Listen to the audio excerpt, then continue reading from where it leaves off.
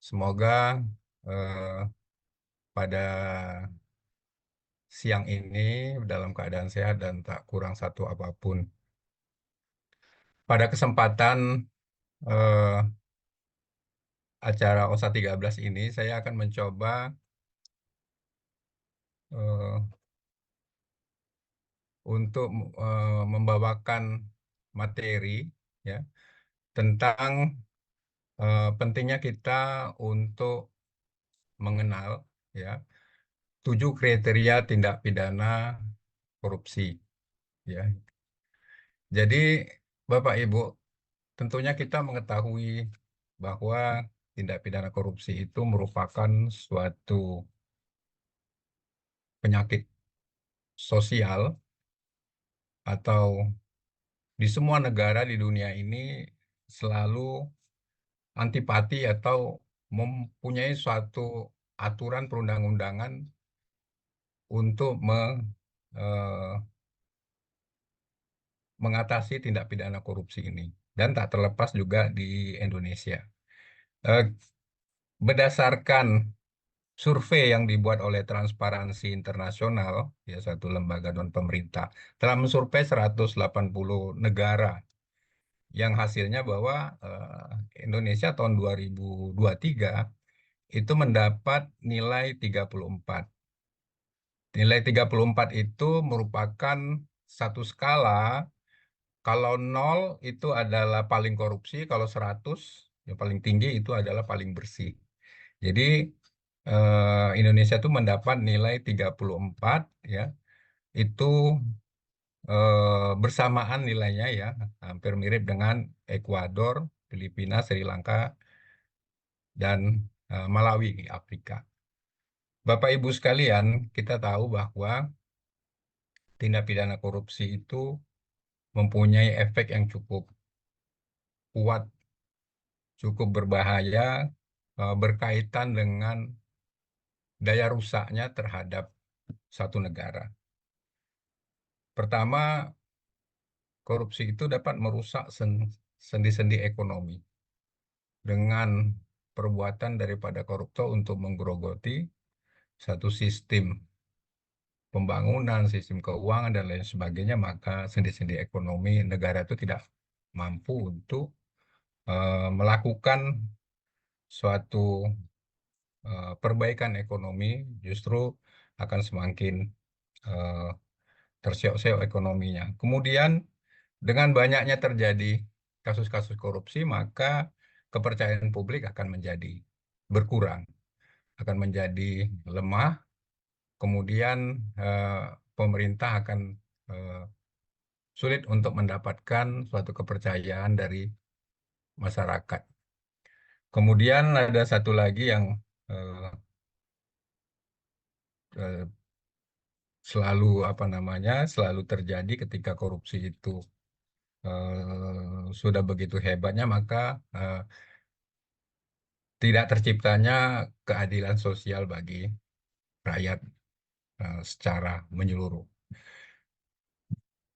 Kemudian Bapak Ibu sekalian, kita perlu mengetahui sebelum kita sampai kepada apa namanya 7 kriteria tindak pidana korupsi itu, ya, bahwa kata korupsi itu berasal dari bahasa Latin. Kemudian di negara-negara lain juga menyebut dengan bahasa masing-masing. Misalnya di Inggris corruption atau korup ya, atau corruption di eh, Prancis ya, atau koruptie di Belanda. Di Indonesia tentu kita tahu kita menyebut korupsi. Bahkan sampai di masyarakat luas sekalipun eh, menyebutkan suatu perbuatan yang katakanlah di masyarakat yang bukan uang pemerintah ya, bukan merugikan keuangan negara, bahkan secara bahasa masyarakat pun menyebutkan itu korupsi begitu. Padahal kalau kembali dari perspektif hukum, maka korupsi itu ada kriterianya, tentunya merugikan keuangan negara dan lain sebagainya. Tapi itu adalah merupakan bahwa masyarakat melihatnya bahwa itu adalah suatu perbuatan yang sangat buruk, ya sangat tidak baik dilakukan untuk apa namanya untuk siapapun, masyarakat maupun pejabat atau aparatur pemerintah. Kemudian Bapak Ibu sekalian, kalau kita melihat pengertian korupsi maka ada berbagai perspektif ya. eh, dari satu sisi, arti korupsi itu adalah sesuatu yang busuk, sesuatu yang jahat, merusak. Kemudian korupsi itu menyangkut sifat yang amoral, suatu keadaan yang apa namanya, sesuatu keadaan yang sangat busuk, ya. Ini memang menyangkut kepada eh, jabatan instansi atau penyelenggara negara, bagaimana penyelenggara negara melakukan penyelewengan kekuasaan dalam jabatan, kemudian juga menyangkut faktor ekonomi dan politik. Kemudian ada sisi-sisi apa namanya dengan kekuasaan yang ada menempatkan keluarga dan atau golongan di dalam apa namanya di dalam kedinasannya ya. Artinya dengan melakukan perbuatan-perbuatan yang tidak adil di dalam menjalankan manajemen daripada pekerjaan yang diembannya. Tentunya ini menyangkut kekuasaannya di dalam jabatan. Kemudian Bapak Ibu sekalian, kalau berdasarkan eh, Undang-Undang Tidak Pidana Korupsi, ya eh, ada Undang-Undang Nomor 31 Tahun 1999, untuk Undang-Undang Nomor 20 Tahun 2001. Kriteria daripada tidak pidana korupsi itu ada beberapa hal. Pertama, perbuatan itu perbuatan melawan hukum, yaitu bertentangan dengan undang-undang yang ada yang dilakukan itu. Kemudian penyalahgunaan wewenang, kesempatan atau sarana yang ada padanya karena jabatan atau kedudukannya. Poin ketiga, memperkaya diri sendiri atau orang lain atau satu korporasi. Ya. Jadi memperkaya orang lain, ya si pelaku juga tidak apa namanya tidak mendapatkan apapun, tetapi kalau perbuatan itu sudah terjadi maka dia harus mempertanggungjawabkan eh, secara hukum atas perbuatannya itu. Kemudian dengan tujuan menguntungkan diri sendiri atau orang lain atau suatu korporasi. Yang terakhir, ya yang dapat merugikan keuangan negara atau perekonomian negara. Ini biasanya merugikan keuangan negara, misalnya ada suatu apa eh, suatu perbuatan daripada katakanlah pelaku-pelaku ekonomi em, membuat suatu eh, perbuatan yang bertentangan dengan hukum sehingga misalnya suatu barang yang menjadi kebutuhan umum di masyarakat, ya misalnya beras, misalnya minyak goreng dan lain sebagainya, itu ketika terjadi kelangkaan, maka eh, bila itu eh, bertentangan dengan undang-undang tindak pidana korupsi, maka selalu ada eh, kerugian negara di situ. Karena kalau misalnya terjadi masalah seperti itu, negara harus mengeluarkan apa biaya dan lain sebagainya untuk menstabilkan situasi perekonomian yang ada. Bapak Ibu sekalian, kita masuk ke slide berikutnya. Ya, sebenarnya dari Undang-Undang Tidak Pidana Korupsi itu ada 30 jenis tidak pidana korupsi. Dari 30 jenis itu dapat disederhanakan menjadi 7 kelompok, ya, 7 kriteria itu, yaitu merugikan keuangan negara, suap menyuap, penggelapan dalam jabatan, pemerasan, perbuatan curang, benturan kepentingan dalam pengadaan barang misalnya, dan gratifikasi. Eh, di slide berikutnya kita akan coba jelaskan mengenai 7 kriteria tersebut. Yang pertama, Bapak Ibu sekalian, kerugian keuangan negara secara melawan hukum, melakukan perbuatan memperkaya diri sendiri atau orang lain atau korporasi. Pelakunya memiliki tujuan menguntungkan diri sendiri serta menyalahgunakan wewenang, kesempatan, sarana yang ada. Ini sering terjadi ya, Bapak Ibu sekalian, ketika seorang penyelenggara negara dengan apa mendapatkan keuntungan eh, untuk pribadi misalnya ya, dengan misal memegang suatu proyek kemudian memarkup nilai tersebut, ya kemudian ketika ada pemeriksaan ya, kemudian misalnya ditemui, maka inilah yang dimaksud dengan apa, si pelaku telah melakukan suatu perbuatan melawan hukum tindak pidana korupsi ini dengan merugikan keuangan negara. Ya, eh, biasanya pelaku-pelaku seperti ini tidak apa namanya terorganisir, ya, tidak dilakukan sendiri. Tentu ada eh, beberapa pihak yang mendukung terjadinya ini. Kemudian kita masuk ke kriteria yang selanjutnya, yaitu suap menyuap. Jadi suap menyuap itu eh, mungkin bisa saja terjadi ketika ada suatu perkara di mungkin di pengadilan negeri atau di pengadilan tinggi atau di Mahkamah Agung sekalipun. Ya, jadi jika ada apa itu banyak terjadi kasus-kasus seperti itu ketika advokatnya mencoba untuk mengatur kasus itu supaya memenangkannya, usaha untuk memberikan sesuatu kepada hakim, katakan seperti itu. Dan itu banyak kasus yang apa yang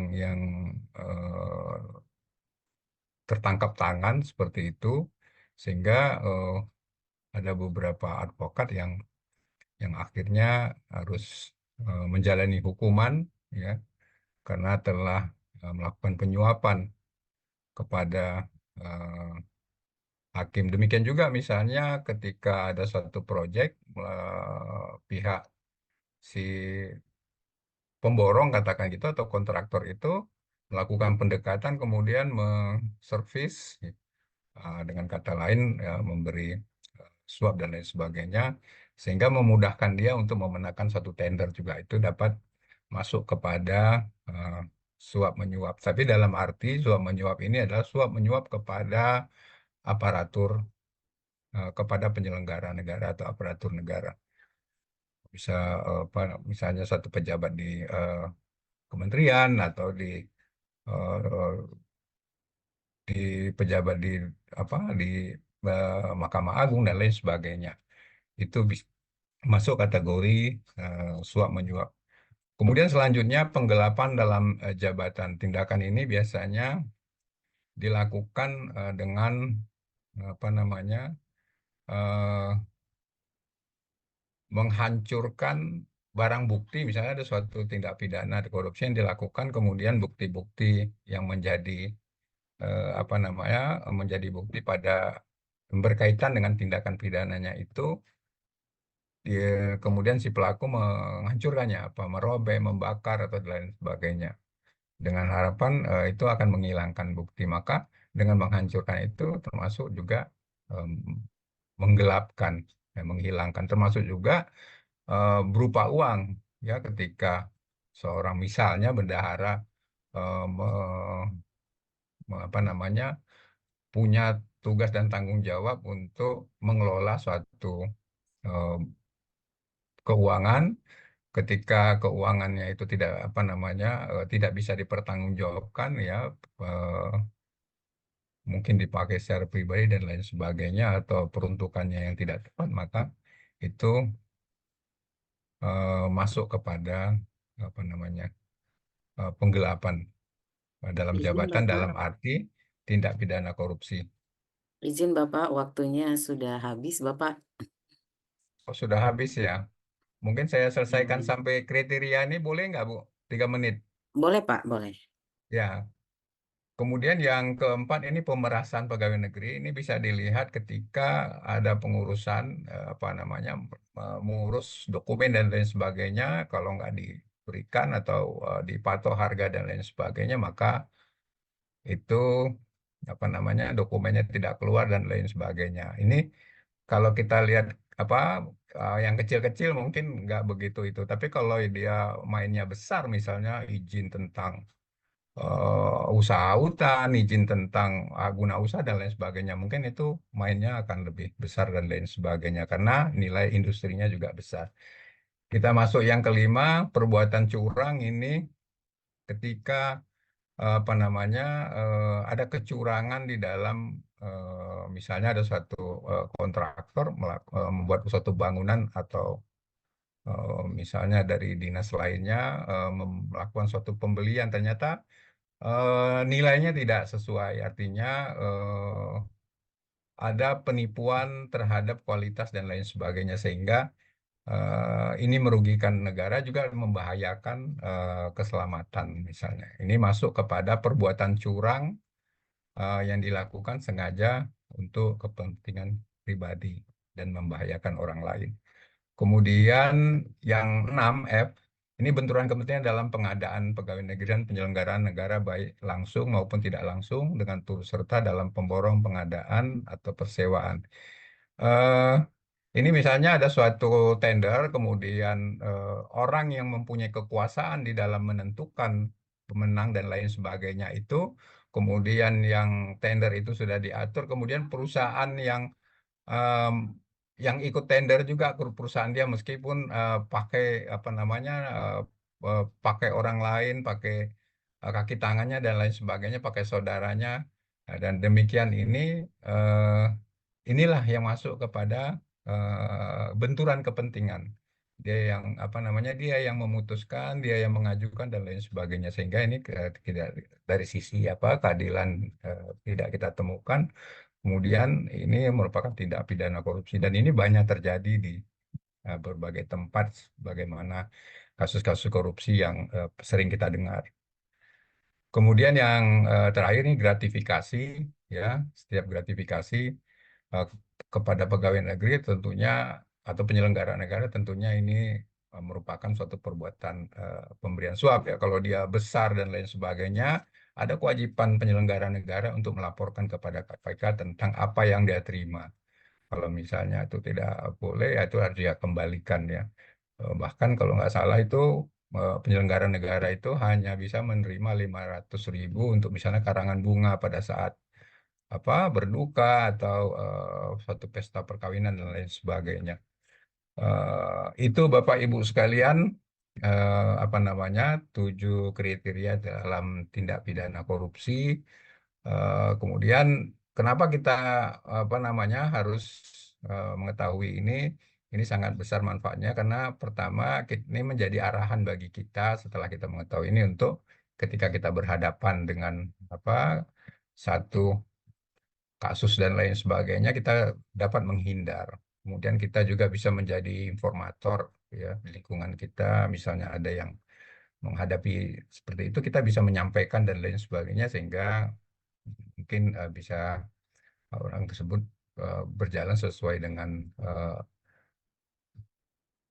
apa namanya berjalan sesuai dengan hukum yang berlaku dan dengan kita apa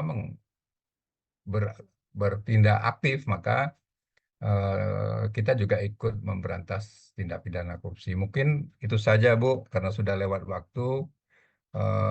Terima kasih banyak kesempatan yang diberikan. Assalamualaikum warahmatullahi wabarakatuh. Waalaikumsalam warahmatullahi wabarakatuh. Terima kasih Bapak Dr. Ahmad Syah SH MMMH. Terima kasih atas penjelasannya dan sebagai pengingat untuk diri kita sendiri juga ya Pak, 7 kriteria tadi. Baik, kita Siap. lanjut. Kita lanjut ke next presenter.